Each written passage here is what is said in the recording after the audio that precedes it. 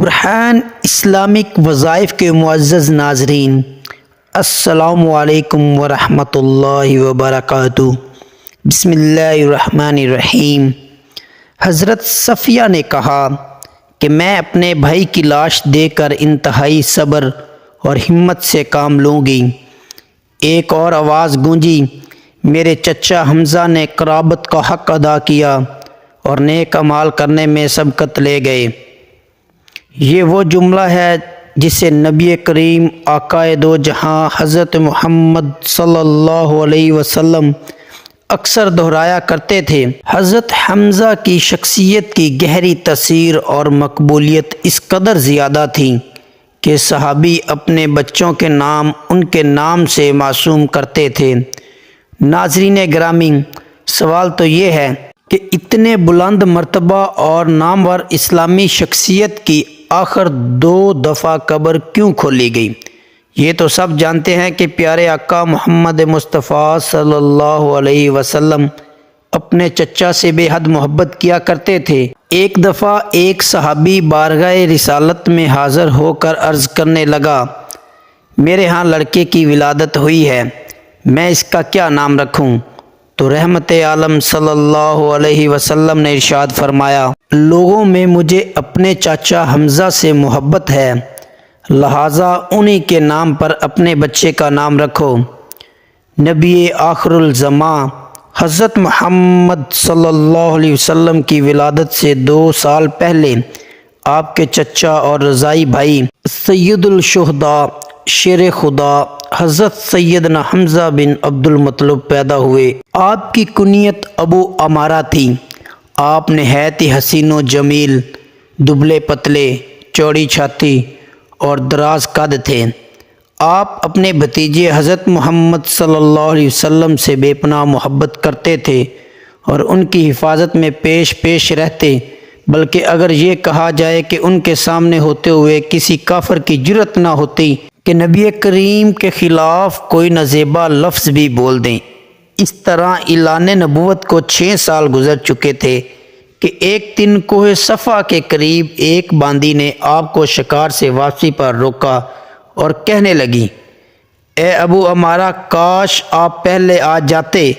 تھوڑی دیر پہلے ہی ابو جہل نے آپ کے بھتیجے محمد کو گالیاں نکالی ہیں اور ہاتھا پائی بھی کی، لیکن محمد صلی اللہ علیہ وسلم نے کوئی جواب نہیں دیا اور چلے گئے۔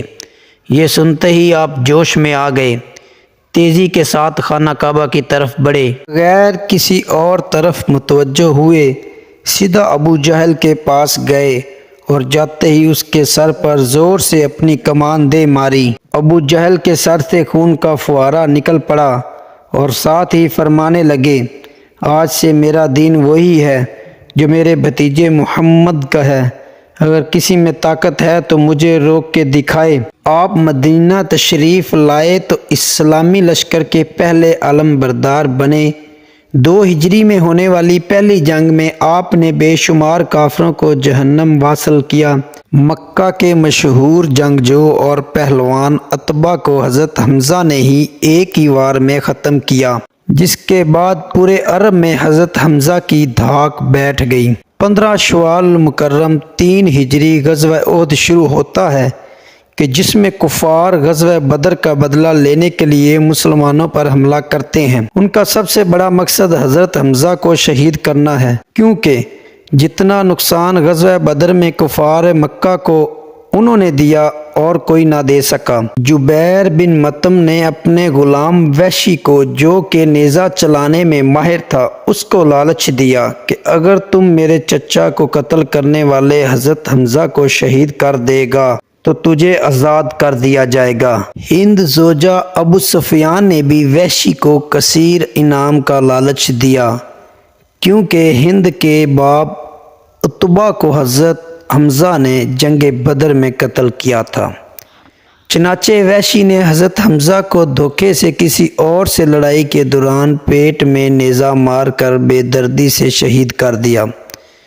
یہ سارا واقعہ اسی طرح بخاری اور مسلم میں روایت ہوا ہے۔ حضرت حمزہ کا پیٹ چاک کر کے ان کا کلیجہ نکال کر ہند نے چبایا۔ پھر ہند نے کافر عورتوں کے ساتھ مل کر حضرت حمزہ کے کان ناک کاٹ کر انہیں لڑی میں پرو کر ان کے کڑے بازو بند اور پازیب بنائے اور انہیں پہن کر مکہ میں داخل ہوئے۔ جب نبی کریم صلی اللہ علیہ وسلم نے حضرت حمزہ کے جسم کو دیکھا تو آپ صلی اللہ علیہ وسلم رونے لگے۔ آپ کے کٹے ہوئے جسم کو دیکھ کر شدت غم سے آپ صلی اللہ علیہ وسلم کی آواز بلند ہوئی اور فرمایا، حمزہ سید الشہداء ہے۔ مسلمانوں ذرا ایک دفعہ اس منظر کو سامنے لائیں کہ جب حضرت حمزہ کی بہن حضرت صفیہ کو پتہ چلا کہ ان کے بھائی شہید ہو گئے، وہ ان کو دیکھنے کے لیے آئیں تو حضور اکرم صلی اللہ علیہ وسلم نے ان کو اپنے بھائی کا کٹا ہوا جسم دیکھنے نہ دیا۔ خیر حضرت صفیہ کی لائی گئی چادر میں حضرت حمزہ کو کفن دیا گیا۔ چادر اس قدر چھوٹی تھی کہ سر ڈھانپتے تھے تو پاؤں ننگے ہو جاتے تھے اور اگر پاؤں ڈھانپے جاتے تو سر ننگا ہو جاتا تھا۔ اللہ اکبر۔ حضور فرمانے لگے کہ سر کو ڈھانپ دیا جائے اور پاؤں پر گھاس ڈال دی جائے۔ حضرت حمزہ کی قبر کشائی کی پہلی روایت حضرت جابر نے بیان کی ہے، جسے امام مسلم اور بخاری نے بھی روایت کیا ہے۔ حضرت جابر فرماتے ہیں، جنگ احد کے 46 سال بعد معاویہ بن ابو سفیان کے دور حکومت میں انہوں نے ایک نہر احد کے مقام پر نکالنے کا حکم صادر کیا۔ جب اس نہر کا کام شروع ہوا تو منادی نے مدینے میں یوں صدا لگائی، جن لوگوں کے شہید رشتہ دار احد میں دفن ہیں، قبر کشائی کر کے اپنے اپنے شہداء کے جسد کسی دوسری جگہ منتقل کر لیں تاکہ وہ پانی سے محفوظ رہ سکیں۔ حضرت جابر بن عبداللہ فرماتے ہیں کہ یہ سن کر مدینے والے احد کی طرف نکل پڑے، جن میں خود بھی شامل تھا، کیونکہ میرے والد عبداللہ بھی احد کی جنگ میں شہید ہوئے تھے اور وہاں ہی دفن تھے۔ میرے والد عبداللہ اور عمرو بن جموح ایک ہی قبر میں دفن تھے۔ شہادت کے وقت عمرو بن جموح کی پیشانی زخمی تھی اور میرے والد نے عمرو کی پیشانی پر ہاتھ رکھا ہوا تھا اور اسی حالت میں دونوں شہید ہوئے۔ اس لیے جب صحابہ ان کا ہاتھ اٹھاتے تو پیشانی سے خون نکلنے لگتا، جس کی وجہ سے نبی کریم صلی اللہ علیہ وسلم کے حکم کے مطابق ان دونوں کو اسی حالت میں ایک ہی قبر میں دفن کیا گیا۔ حضرت جابر بن عبداللہ فرماتے ہیں کہ جب حکومتی سپاہیوں نے میری موجودگی میں میرے والد عبداللہ اور عمرو کی قبر کھولی تو جیسے ہی عمرو کی پیشانی سے میرے والد کا ہاتھ اٹھاتے تو تازہ خون کے فوارے نکلنا شروع ہو جاتے۔ یہ معاملہ دیکھ کر انہوں نے یہ قبر بند کر دی۔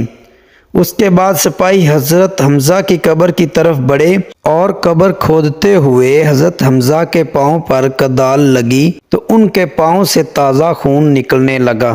حضرت جابر روایت فرماتے ہیں کہ میں اس بات کا عینی شاہد ہوں کہ تمام شہداء کے جسم تر و تازہ تھے اور حضرت حمزہ تو ایسے لگ رہے تھے جیسے سو رہے ہوں۔ جب سپاہیوں نے شہداء کا یہ عالم دیکھا تو مزید قبر کشائیوں کو روک دیا اور دوبارہ سبھی کو اسی حالت میں دفن کر دیا جیسے پہلے تھے۔ حضرت حمزہ کی دوسری دفعہ قبر کشائی ترک سلطان عبد الحمید ثانی کے دور میں انہوں نے 1904 میں کروائی، جب انہیں خواب میں یہ اشارہ ہوا کہ حضرت حمزہ کے جسد مبارک پر پانی موجود ہے۔ انہوں نے قبر کھدا کر اس کے ارد گرد 50 فٹ گہرائی تک سیسا پلائی دیواریں بنا دیں۔